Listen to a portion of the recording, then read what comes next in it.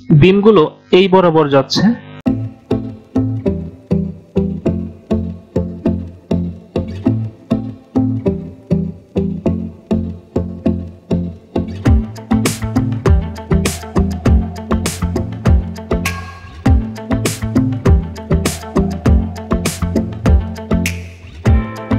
Hello viewers, কেমন আছেন সবাই? আশা করি সবাই সুস্থ আছেন ও ভালো আছেন। আজ আমরা যে বাড়ির ডিজাইনটা নিয়ে আপনাদের সাথে আলোচনা করব সেটি একটি 2 তলা টিন শেডের বাড়ির ডিজাইন। এই বাড়িটির প্রথম তলার ছাদটা আরসিসি স্ল্যাব দিয়ে করা হয়েছে এবং দ্বিতীয় তলার ছাদটা টিন দিয়ে করা হয়েছে। আর এই বাড়ির ডিজাইনটা খুবই কম পরিমাণ জমির উপর করা হয়েছে, অর্থাৎ 440 স্কোয়ার ফিট জমি। কাঠার হিসাবে আসলে 0.6 কাঠা আর শতকের হিসেবে আসলে 1 শতক। প্রিয় ভিউয়ার্স, আর এই বাড়িটিতে আপনারা পেয়ে যাচ্ছেন 4টি বেডরুম, একটি ড্রয়িং আর ডাইনিং রুম, 2টা টয়লেট, একটি কিচেন, বাগান করার জন্য একটু জায়গা, আর উপরতলাতে একটি বড় বারান্দা যেটা খোলামেলা এবং ওখান থেকে বসেই আপনারা পুরো ভিউটাই আপনারা পেয়ে যাবেন। আর হচ্ছে একটা সিঁড়ি ইউজ করছি, সেটা হচ্ছে স্পাইরাল সিঁড়ি, কারণ আমরা ন্যাচারাল যে সাধারণ যে সিঁড়িগুলো ইউজ করি ওতে অনেক জায়গার দরকার হয়, সেজন্য জায়গা কমানোর জন্যই আমরা এই সিঁড়িটা ইউজ করছি।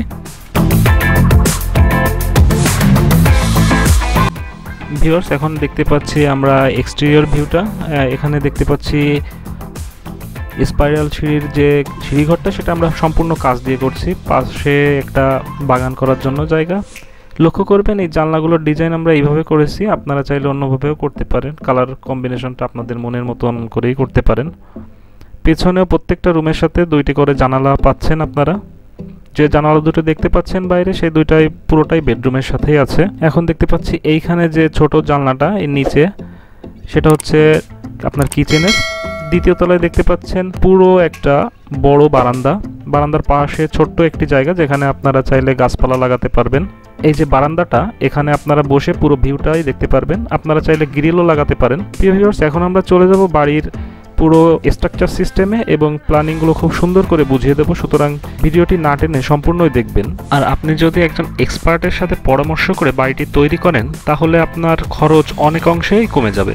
দেখা যাচ্ছে যে যেটা আপনি মিস্ত্রি দিয়ে করাচ্ছেন সেটা অনেক খরচ পড়ে যাচ্ছে, কিন্তু একজন আর্কিটেক্ট নিলে কোথায় কোথায় বেশি খরচ হচ্ছে এগুলো আপনি ধরতে পারবেন এবং আপনার বাড়ি করতে যে টাকা খরচ হবে বা চিন্তা করতেছেন এত টাকা খরচ হবে, তার থেকে অনেক কমই খরচ হবে আপনার বাড়িটা তৈরি করতে। ভিউয়ার্স, এখন আর কথা না বাড়িয়েই চলে যাব আমাদের পুরো এক্সোনোমেট্রিক ভিউতে এবং প্ল্যানগুলো এবং স্ট্রাকচার সিস্টেমগুলো, খরচের ব্যাপারটা খুব ভালোভাবেই বুঝিয়ে দেব।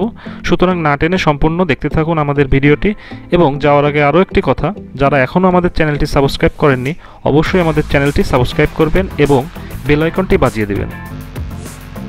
প্রিয় ভিউয়ার্স, আমরা দেখতে পাচ্ছি এখানে আমাদের বাড়ির এক্সোনোমেট্রিক ভিউ। এই বাড়িটায় জমির পরিমাণ আছে 440 স্কোয়ার ফিট, অর্থাৎ 1 শতকে কিছু বেশি, অর্থাৎ আমরা বলতে পারি 1 শতকে 436 আসে, আমাদের এখানে আছে 440। আমরা বলতে পারি এখানে 1 শতক জমি আছে। এই দিকটায় বাড়ির মাপ আছে 22 ফিট আর এই দিকে আছে 20 ফিট। এদিকে গুণ দিলে 440 স্কোয়ার ফিট আসে। চলুন দেখে আসি এবার আমাদের এই বিল্ডিং এর কি কি আছে। প্রথমেই আমাদের এন্ট্রি হওয়ার পরেই আমাদের ডাইনিং আর ড্রয়িং রুমটি, যেটি 12 ফিট ইন্টু 10 ফিট। ড্রয়িং রুমের বাম সাইডে আছে এই যে সিঁড়িটা দেখতে পাচ্ছেন, এটা হলো স্টিলের স্ট্রাকচার। বিল্ডিং এর কোথায় কোথায় বিম হবে, কোথায় প্লাগ হবে বা দেওয়ার দরকার আছে কি নেই এই সম্পর্কে আমরা পরবর্তীতে বলে দেবো। সুতরাং ভিডিওটি খুব মনোযোগ সহকারে এবং না টেনে দেখতে থাকুন। এখন দেখতে পাচ্ছি ড্রয়িং আর ডাইনিং রুমের ডান সাইডে আছে আমাদের কিচেনটি, যেটি 12 ফিট ইন্টু 5 ফিটের। যেহেতু 4 বেডরুমের একটা বাড়ি, সেহেতু ডুপ্লেক্স একই সাথে, সেজন্য একটু লোক সংখ্যা বেশি হওয়ার কারণে আমরা কিচেনটা একটু বড় রেখেছি যাতে আপনাদেরই সুবিধা হয়। এখন দেখতে পাচ্ছি আমাদের একটি বেডরুম, যেটি 11 ফিট ইন্টু 10 ফিটের, সাথে 2টা জানালাও আছে। তার সাইডে দেখতে পাচ্ছি আরো একটি বেডরুম, যেটি 10 ফিট ইন্টু 11 ফিট। এখন দেখতে পাচ্ছি একটি toilet, common toilet 7 feet into 4 feet. এখন চলে যাব স্পাইরাল সিঁড়ি দিয়ে আমরা দ্বিতীয় তলায়। এখন দেখতে পাচ্ছি দ্বিতীয় তলার এক্সোনোমেট্রিক ভিউ। ভিউয়ার্স, প্রথমেই বলেছিলাম যে এইখানে আমাদের পাশে সিঁড়ি আছে, স্পাইরাল সিঁড়ি। এই সিঁড়িটা আমরা গ্লাস দিয়ে ডিজাইন করছি কারণ বাইরের ভিউটা সম্পূর্ণ দেখা যাবে। এখন সিঁড়িতে ওঠার পরে আমাদের বড় বারান্দাটায় গ্রিল দেওয়া হয়নি, চাইলে দিতে পারেন। এই বারান্দাটা আছে 12 ফিট ইন্টু 12 ফিটের। আর সামনে দেখতে পাচ্ছি 2টা বেডরুমের নিচতলায় যে মাপ ছিল উপরেও তাই 11 ফিট ইন্টু 10 ফিটের। এখন দেখতে পাচ্ছি একটি টয়লেট, যেটি 5 ফিট ইন্টু 5 ফিটের। দুইটা টয়লেটই কমন টয়লেট আকারে ব্যবহার করেছে, যেহেতু নিজেদের বাড়ি সেহেতু কমন টয়লেট ইউজ করাই ভালো। একটা টয়লেট যদি অ্যাটাচ করে দিই তাহলে আরেকজনের ইউজ করতে গেলে আরেকজনের ঘর ইউজ করতে হয়, সেই জন্য আমরা টয়লেট দুটি কমন দিয়েছি। ভিউয়ার্স, এখন দেখতে পাচ্ছেন এই কর্নারে একটা জায়গা আছে, সেখানে আমরা বাগান করার জন্য স্পেস রাখছি। আর আপনারা ভালো করে খেয়াল করলেই দেখতে পাবেন এই বাড়িটার কর্নারে কর্নারে কোনো জায়গায় নষ্ট হয় না। এইখানেও একটা বাগানের জায়গা করছি, যেটা আপনি বাগান করতে পারবেন। আরো ভালো করে দেখলে বুঝতে পারবেন যে এইটুকু জায়গার ভিতর কত সুন্দর করে বাড়িটি ডিজাইন করা হয়েছে আপনার মনের মতো করে, যেটা আপনি যা চাইবেন সবকিছুই এখানে পাচ্ছেন।